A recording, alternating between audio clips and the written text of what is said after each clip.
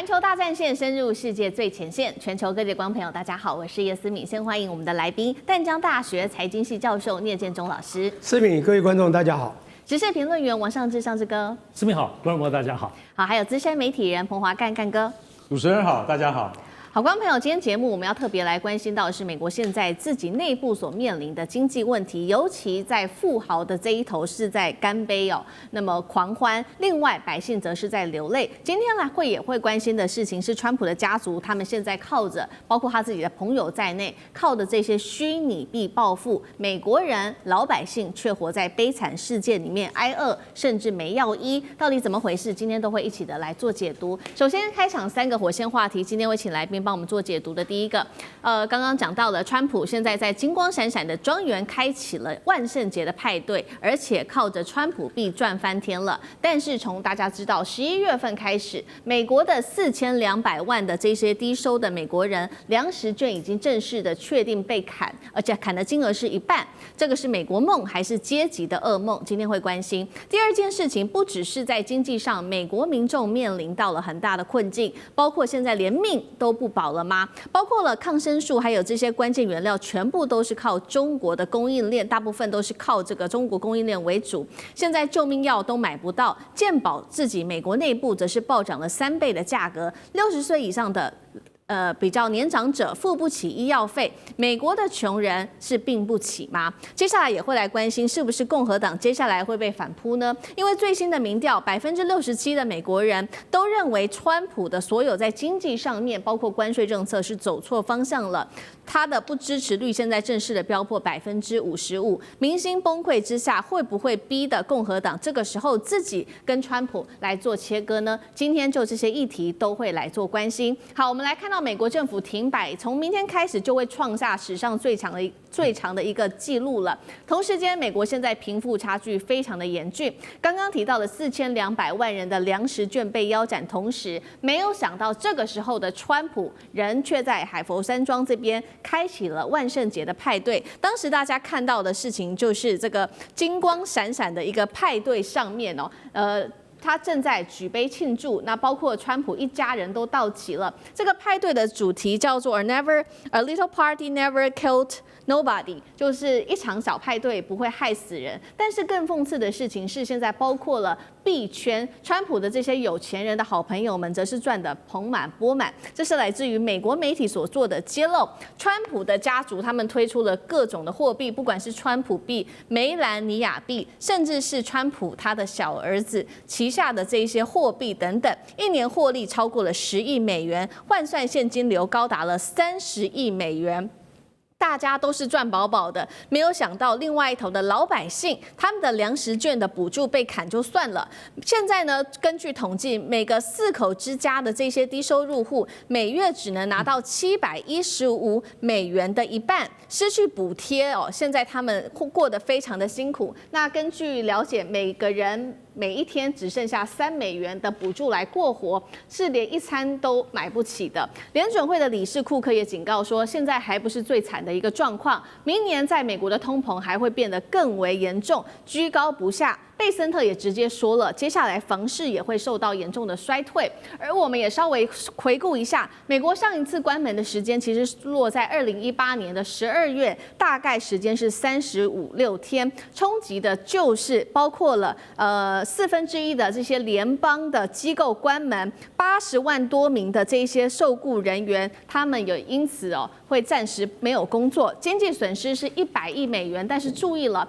，5周的经济损失是100亿美元，但是这一次光是1周的损失就高达了70亿美元。那么从明天开始，刚刚说了，就会是这一次有史以来政府关门最长的一次记录了。节目一开始来请教聂老师怎么看了？现在有钱人开派对，穷人却在为着面包来做苦撑。美国现在是活在2个世界 L 型世界里面吗？聂老师怎么看？好，那先讲讲我自己人生经验。我自己本身在1980年中到1990年中在美国待了10来年哈。那当然，其实就我的感觉，其实美国这个政府 shut down 其实不是多么大不了的事情，从1970年就一直在 shut down。那么实际上，这个因为我们记得这一个应该算是从记录来讲，它是第23次的这个政府关门。那政府为什么关门？大家都知道，大部分都是10月底，当然也有在年中的，因为是要10月初。原因很简单，因为他们的财政啊，就是财政年度啊 ，fiscal 这year是从10月1号开始，所以9月30号是最后一天，他们必须开始预算新年度的到来。他的预算，但10月1号开始，如果你没有办法拉锯，没有办法马上决定的话，你就必须关门了，因为钱不够就关门。但你知道哈，虽然我说有这么多次，我不觉得什么大不了，可是这次真的是蛮久，而且这次呢是又碰到了关税等等的一些因素，所以会造成比较严峻。就是这一次呢，你跟我讲日期长，你刚讲的7年前2018年也是川普那个时候哈，所以我现在讲就是说，之前大概平均是8到18天，大部分是这样子，但这一次呢却延长到这么长的时间，几乎是 double 在甚至比那个短的8天甚至4倍。我的原因要分析是因为这一次的所谓的财政没有办法咀嚼不定呢，我觉得跟现在就是川普过于极端的去做他的所谓的极端政策，就这个保护主义或孤立主义政策，以及人民对他有非常多不愉快的这种看法，那造成民主党当然跟他共和党的这个拿捏在财政就很难定论，所以这个时候就会很长。那当然还有一个问题就是财政这个预算被冻结是部分部门还是完全，这是有差异的。那我现在不管怎么说，不管你是部分或完全，部分的政府就一定会失去资金的运作。这资金运作就是我们讲 cash flow， 就是人的血脉要血要流，不流你身体就挂了。所以你会发觉刚开始几天还好，那血脉也还好，或部分地方挂了还好，可是你发觉它越来越严峻，越来越严峻，而且我觉得最主要是还加上它的关税，从一开始冲击到很多的产业啊，你就很难生存。然后到现在人民呢也开始呢，不管是我们太多的地方可以讲，刚讲医疗部分或大豆有没有这些农民，他开始已经收入减缓，那你就各种补助你缓不济急，我觉得这时候就出问题了。所以我现在只能这样讲说，川普呢，跟刚讲海湖酸章这样非常愉快的一个举杯干杯，这个活在这个香槟泡泡里哈，这个东西却没有看到人民所谓在悲惨世界叫 Les Miserables 这个法国这种有名的歌剧，在悲惨世界中生活。我觉得部分人甚至到了走进黑暗的地步，就是我觉得贫富差距这是自然的，全世界都有，它是一个 M 型的社会，可是它的 M 已经越来越宽，越来越宽，怎么造成？就今年关税之后呢，美国呢就造成了部分像刚刚讲的，不管是他在币圈或者部分有钱人看准了这个越波动越是投机的时候呢，就赚了越多的钱。那这些农民是没有能力的人，就被政府的政策呢偏导到了一个地方。我刚讲悲惨世界或黑暗这个时刻生活的人，这样当然就会越来越穷，越来越惨啊。当然你说房地产当然就会受到影响，因为它就影响到下一波所有人民用钱去这个我们讲房地产是一个这个重大支出嘛哈，所以这个时候呢，你钱包越缩水，你所有的这个资产就开始会慢慢走downtrend。所以我担心这个美国这个会慢慢在经济会，大家现在好像这个景气股市都还不差，但我还是担心它的经济的未来。我就要讲一下，就是我们都知道世上苦人多哈，我们有这个台湾的真人有讲过。可是川普呢，25岁接掌他的事业，27岁当了 CEO。你知道这个在金堆生活的人，你知道他缺2样东西，这非常严重。第一个，他在生活上他没有办法易位思考，他没有办法，他只能感觉啊，你没钱了，没关系，我补助你啊。他不知道，我跟你讲，苦难教育机会，从苦难长大的人才知道什么叫苦难。一个呢，经过了苦难才叫做磨练。他没有，他是在钱堆长大，他是另外一种生活模式，他没有感觉，所以就会产生这种所谓的差距。第二个，我觉得很重要的是他的视角，不只是生活上的这偏误，视角的偏误，就是他过于偏误的宏观。他一直在讲国家，他没有，他虽然说好像想照顾人民，因为他照顾人民是为了他选票啊，票仓。可是他这个微观去想到人民真正的 micro 的东西，他不会，他大部分都是想到他的格局，因为他是搞个大企业的，甚至在领导国家的，所以我觉得他这2个偏误，一个生活上的偏误，一个这个事业上的偏误，就会让美国可能会慢慢越走越偏了。好，现在美国老百姓哦，尤其是一些比较底层的或者中产阶级，都已经开始感受到，不管是关税或者经济战所造成的影响哦。那另外一方面，不只是在经济上面受到通膨的影响，压力很大。现在是不是连穷，如果你是比较穷的人，你的命都可能不保，甚至病不起了吗？我们要来看到的是，中国手上握有在这一场中美贸易战被大家视为是稀土之后的第2个王牌，就是这个药品了。因为现在做了一个统计，美国的药品近半的原料都是仰赖北京来做供应的，那包括了有抗生素，还有多种的关键的药品。这是来自于这个作者是《中国处方》一书的作者，他叫做吉布森。他说，现在美国已经无法从头到尾去生产任何的抗生素了，尤其美国现在缺乏这些统筹的机构，鼓励国内来重建这个供应链，其实是非常困难的。同时间，刚刚也提到了，美国现在的健保制度也让民众压力非常的大，因为保费暴增了3倍。一名60岁长者，他每月的保费会从460美元正式的飙涨到1380美元，变成说你要享有这些医疗保障，成为有钱人的专利。针对目前美国的问题，上次哥又怎么看？是的，这我们看，我最近看到那个华尔街有一个形容，我一直觉得印象最深刻。那现在都说，在整个美国的股市一直创纪录哦，看起来就美国股市来看，美国的一切应该是欣欣向荣，但实际上还现在有好多蛋，大大小小的。不知道是什么，有的大如鸵鸟，有的小如鸡蛋，各类的是什么呢？现在就看哪一个蛋会裂开，里头跑出黑天鹅。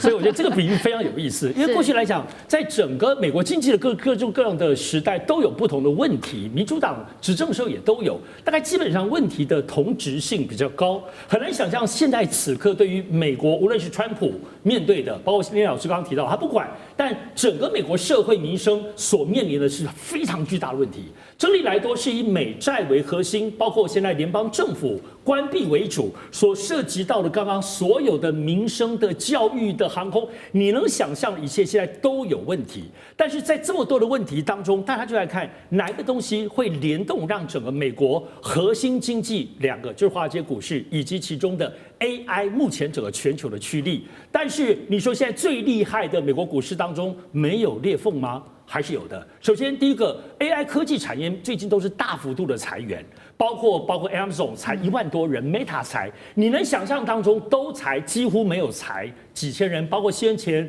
你说英特尔都在裁。除此之外，就是 AI 泡沫本身，上次已经提过了很多次，就是现在辉达跟 AMD 投资 OpenAI 呢花钱去买甲骨文的云计算，云计算回过头来再买辉达的晶片，这个泡沫循环目前在推动一切。但是现在大家都问，那到底 AI 会不会赚钱？AI 会花多少钱？其实都没有人愿意回答，就是投资。所以这些泡沫，就刚刚讲好多蛋哦，哪一个会裂开？目前认为可能说不定不是大的经济或刚刚讲 AI 企业那边裂开，是从民生裂开，有可能包括就刚刚思明讲的从药品。因为这里就牵扯到关税，牵扯到现在美国民生的部分的处境非常非常恐怖。因为现在要知道，美国很多东西没有办法制造生产，无论药或者任何产品都要靠进口，以中国为主进口，现在叠加关税，就是关税本身已经大家没有办法负担了。而联邦政府关闭，基本的补助给不来，真是前无前路后无退路。这个绝望度有可能是民意过去在历来这几十年来没有发生这么强烈的地方。当然，现在关税司法判决对于这个部分可能是一个引爆点，马上就要到了哈。所以这里头刚刚讲，因为这是联邦政府关闭很核心的原因，也就在于到底奥巴马要的那个健保。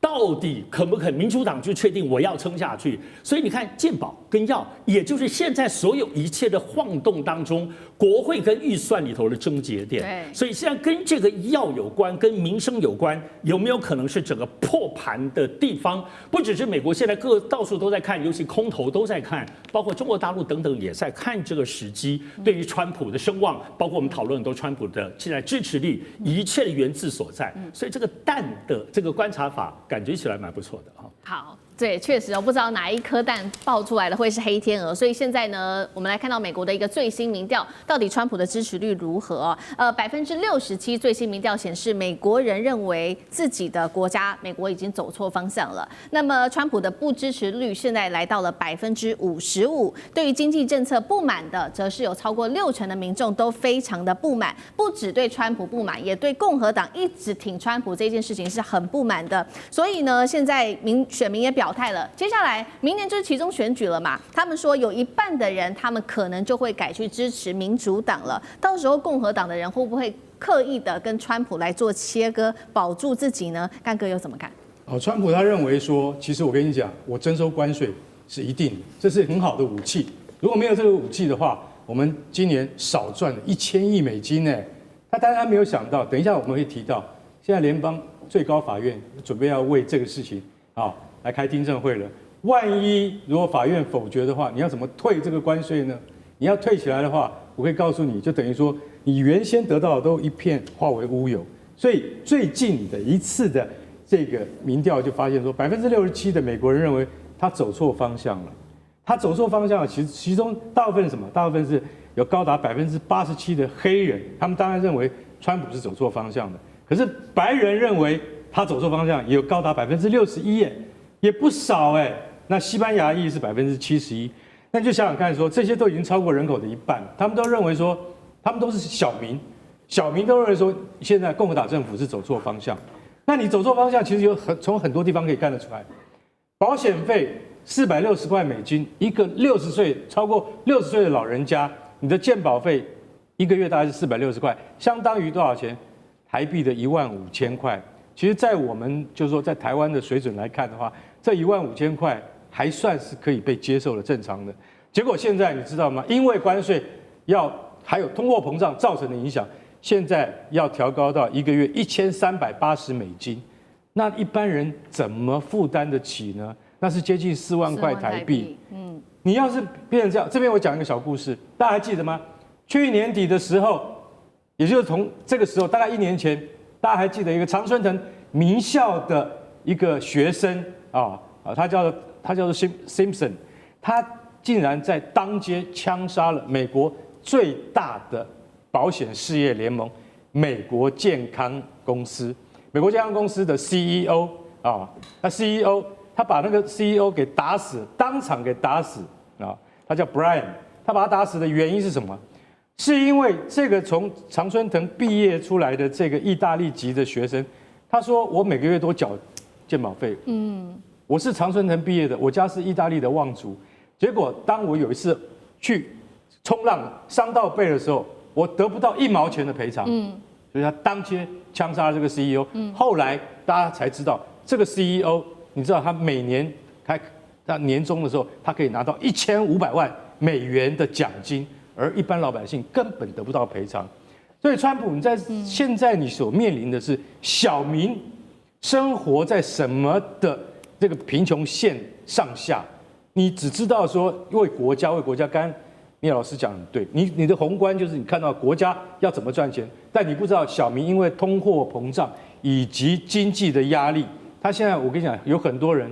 还有那个最重要的是什么？最重要的是食物补助，食物补助你要是把它拿掉，对，一家4口之家一个月有2万块台币，就大概700美金的补助，你把这个拿掉，你知道大家现在是什么？剩饭剩菜。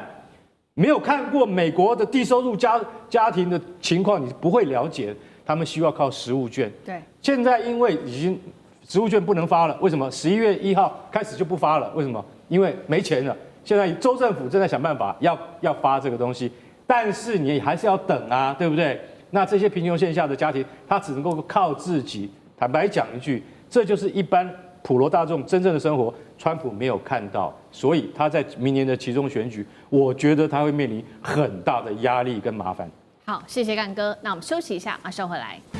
缘政治、美中之争、战略价值、强权崛起、小国生存，现在与未来洞悉世